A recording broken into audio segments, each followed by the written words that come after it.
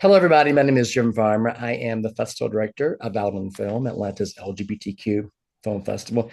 This is our 37th year, and we have some amazing programming this year.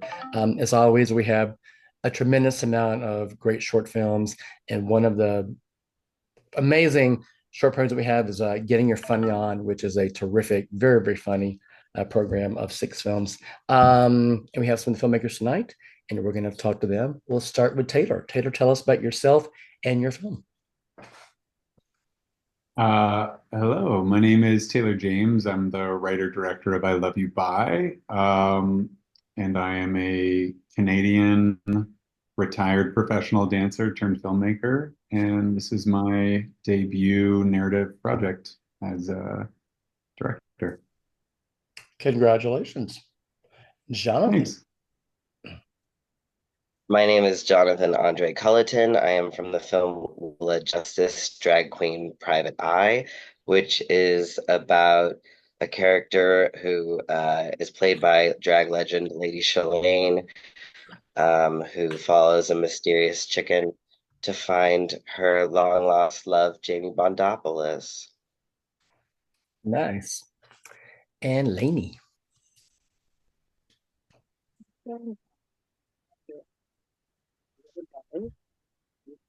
Having a problem hearing you.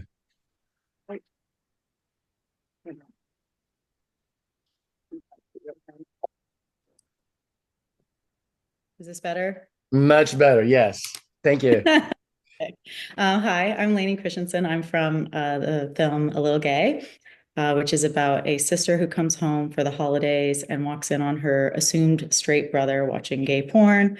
And they end up having a hilarious yet heartwarming conversation about gender and identity, all in time before mom and dad come home. Great. So we'll do the same rotation, starting with Taylor. Taylor, where are you with your festival run right now? We probably only have a couple months left. We've been Okay. doing it for the last 5 months since our premiere, but I think the majority of the festivals are kind of crammed into the next month and a half. Okay, great. Jonathan. Yeah, we premiered on the 15th of September, and we've had a couple more since then. And yeah, it's really jam-packed until November at this point, but we're hoping for a few more. Great. There's so many queer festivals this time of the year. There's so many of them. Oh yeah, why? Exactly. But it's great. And Lainey. We are about the same. It's a busy next month. This will actually be our premiere. And then we're heading to Newport Beach Film Festival after that in Great. 2 weeks. Congratulations to you all. So I want to ask you as filmmakers, um, what impressed me so much about all the films we have in this program is that, in a condensed amount of time, you're all able to create really vivid characters and find the humor. Can you sort of talk about how you have been able to do that? Again, we'll start with Taylor. Yeah, so I think for I Love You Bye, I wanted to create something contained that could have like a beginning, middle, and end, like a proper story arc that I could condense into 13 minutes. So I just, yeah, I'm somebody who is pretty outspoken and have put my foot in it many times. Mhm. And so the impetus of the film was like, taking an innocuous situation and then pushing it into the absurd with how a character sort of reacts to it. So we start with like a phone call that unexpectedly goes to voicemail. Mhm. Um, and my lead character, played by Meg Stalter, panics and leaves a series of unhinged voicemails. And I think we've all sort of like been there where we've said the wrong thing at the wrong time. Yeah. But for me, especially in comedy, like I just like I love pushing things. Nothing is too dumb. There aren't too many hats to stack on one another, and so I just really like the idea of what are like the greatest lengths this person would go to rectify a situation that could probably be handled a lot easier than she sort of goes about it. Okay. And Jonathan. Yeah, I mean, I work in the world of like extreme camp. So for me, it's like I can go, wherever I want to go a lot of the time. So I work in that realm, but then also like this character in particular, I've been writing for 5 years. So I have, I'm on my third feature and like, a bunch of television episodes too. And this short, um, I know her like really, really well. So I think it's easy for me to explain to her why everyone will have fun with Willa. And it's one of the best things about like the title itself is just like this is what shows you what you're gonna get. Um, and I'm sorry if I just don't get a chance to say this, but I'm mildly obsessed with Taylor's film. So it's so funny. I was trying not to laugh when you were talking about it because it's so good. Anyway, sorry. Thank you. That's so sweet. No Yeah. problem. And Lanie. I've spent most of my career as a producer, which is basically just solving problems and putting puzzle pieces together. And this story came about in a couple different ways. One, it's inspired by my sister and her kind of need to feel like she had to come out, even though we all knew that she was bi her whole life and Mm. the family accepted her. And it was still a really emotional journey for her to tell the family and everyone. I feel bad still to this day that we all kind of like took her thunder because everyone was like, yeah, we know what's the problem, but it was very emotional for her.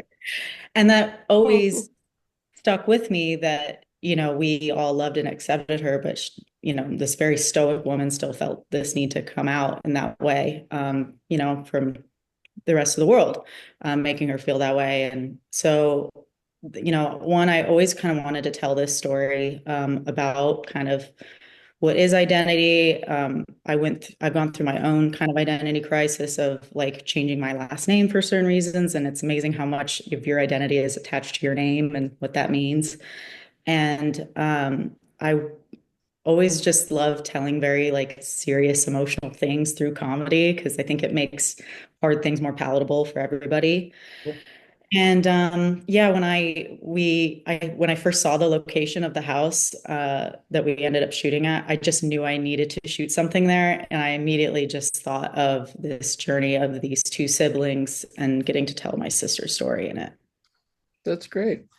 Have same rotation again. The films that you have, are these, has there been any thought of maybe trying to expand these into a feature, or these purely meant just as a contained short film? Again, Taylor. So when I first wrote the film, I had no thought outside of making it as a short. It was like a contained story. I felt like I could make this universe exist and feel really sort of like full and expansive in a really short period of time.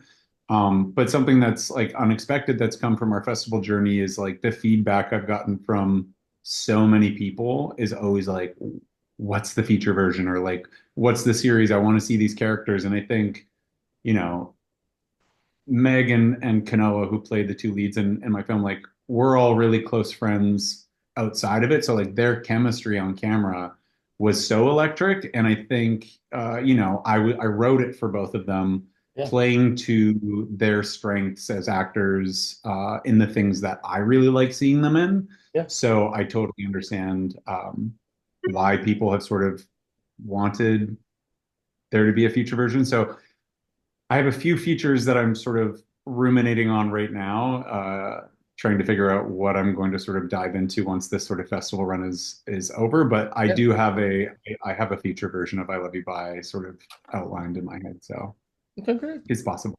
Great. Jonathan. Nice. I'm excited to hear that.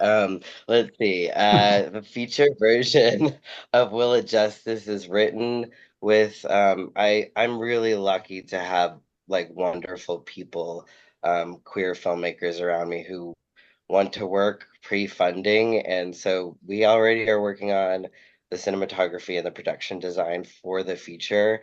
Um, and yeah, gofundme.com/f/Willa dash justice. And that's really, a thing that is a conceivable feature that can be done in 29 Palms.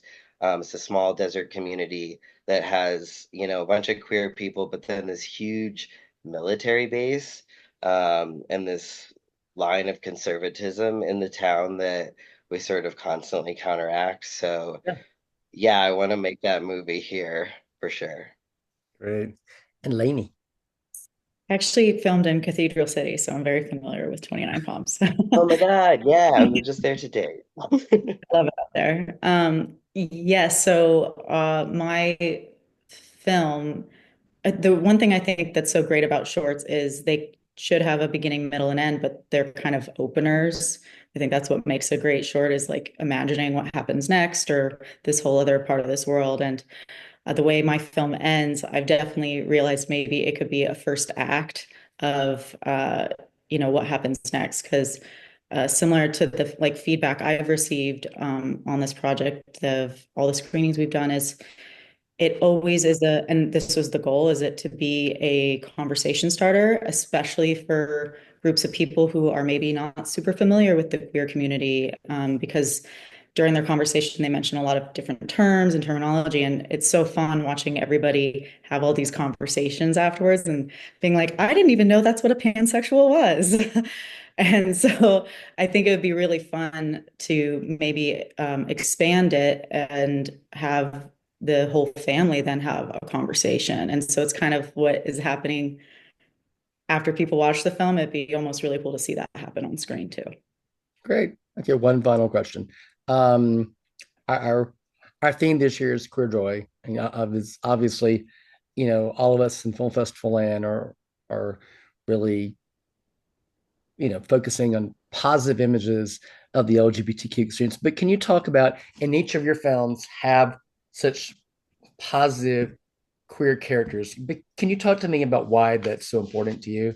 Again, we'll start with Taylor. Yeah, I think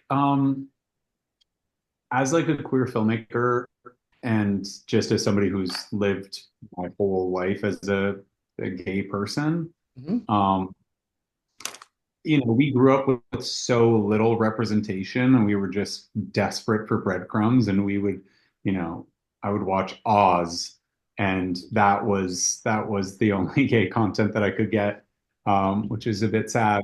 Yeah. And we have so much of it now, and I think that that's great. But I do find for me personally, a lot of the queer content that I see feels like it's either queer content that's made for a straight audience, which Mhm. doesn't feel the most representative of like me and my experience, or it feels a little bit like our suffering and our trauma is always sort of like the central point. It's the only thing that then validates our experience. And Yeah.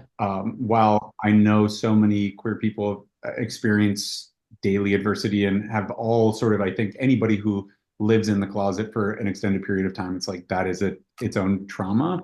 Yeah. But it's not, I don't live my day-to-day life as a queer person and surrounded by other queer people where trauma is at the center of what we talk about. Like, so for me, I think in working in comedy and in writing queer characters, what's most important to me is like showing queer people being flawed and doing bad things and making mistakes. And, I don't really subscribe to this sort of need or desire to make queer characters really palatable or likable. I think that they can be likable for their own reasons. I prefer sort of like an anti-hero myself. Yeah. But I think, yeah, it's just, showing that gay people can be dumb and do bad things. And I think that that's funny and that's human and that's very real. So that's kind of what interests me in the characters that I write and the projects that I'll make in the future. Great. Jonathan. Yeah, I'm just an entertainer at heart. That's sort of what I've always been. And one of my things is to like make people like my mom laugh, like the private audience that we all have, my queer sibling. I want to bring this sort of like silliness and joy and escapism, because that's sort of what I always used movies for when I was growing up. I love like Jurassic Park, you know. I just love to go into a world. So when I created this, it was, even though it doesn't look like Jurassic Park, it kind of looks like Batman Forever, you know, in terms of like the kitsch, like the weird bombs and stuff. So I think, you know, I really want this world to like be the, this is the start of it, and Mhm. it's like a series, it's an anthology. The feedback that we're getting from people is that they just like want more of a drag queen character, want more drag queen genre. Mhm. So yeah, it's important for me to give people the kind of addictive movies and television that I grew up with. Um, and I love it. Like it's a passion. So that's why it's like my number one thing in the world. That's good. And Lanie. Uh, it's a couple things. The joy aspect was definitely really important to me, Mhm. and I wanted to have the film be an example for other family members on how to have this conversation and have it not be traumatic, have it not be difficult, have it not be something you have to stumble your words over. That, you Mhm. know, identity is such a spectrum, and especially for, myself, even like I'm very well aware I am a blonde, white, straight passing woman, but that doesn't encompass my whole identity. And, you know, I don't need to explain every bit of that to everybody I meet, but I get treated a certain way because of those assumptions. And so I really wanted it to be this idea of, if an identity, and it's one of the, pivotal lines in the film, is like, if an identity or label strengthens your identity, then by all means, like that's really important. But if you don't feel the need to identify, or if you feel like you live somewhere in between, that's also okay too. And living your most authentic self is really the best way to find joy and happiness in life. Great. Thank you. All right. The program is Getting Your Funny On, which screens at Avalon Film Saturday at 2 o'clock, Saturday, September the 28th at 2 o'clock at the Midtown Arts Cinema. And then we'll have a streaming run. Three of the amazing films you can see here are A Little Gay, Willa Justice, Drag Queen, Private Eye, and I Love You by Taylor, Jonathan, Lanie. It's been a pleasure talking to you. Thank you so much for sharing your films with us. I cannot wait to share these with our audience. And thank you again. Thank you. Awesome. Thank Thanks you so so much, much. Jim. Thank you. It's nice meeting y'all. Too. Bye.